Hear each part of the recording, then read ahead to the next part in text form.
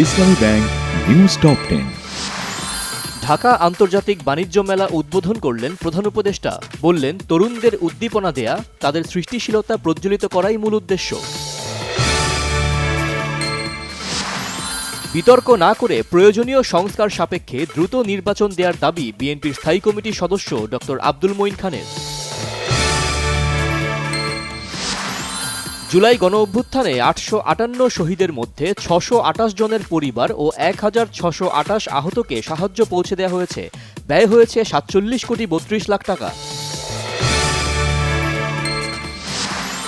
বই উৎসবের নামে বছরের পর বছর অপচয় ও দুর্নীতি হয়েছে, অভিযোগ শিক্ষা উপদেষ্টা ড. ওয়াহিদ উদ্দিন মাহমুদের। ৪১ কোটির মধ্যে ৬ কোটি বই স্কুলগুলোতে পাঠানো হয়েছে, জানালেন এনসিটিবি চেয়ারম্যান প্রফেসর ড. AKM রিয়াজুল হাসান।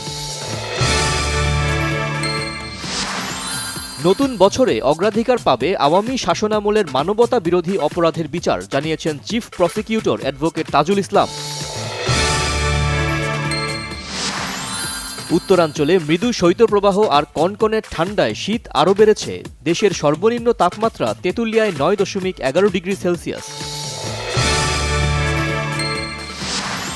হায়দরাবাদে রাজীব গান্ধী আন্তর্জাতিক বিমানবন্দর থেকে এক বাংলাদেশিকে গ্রেপ্তারের দাবি ভারতের। জমকালো আয়োজন আর বর্ণিল আতশবাজিতে নতুন বছরকে স্বাগত জানালো বিশ্বের বিভিন্ন দেশ।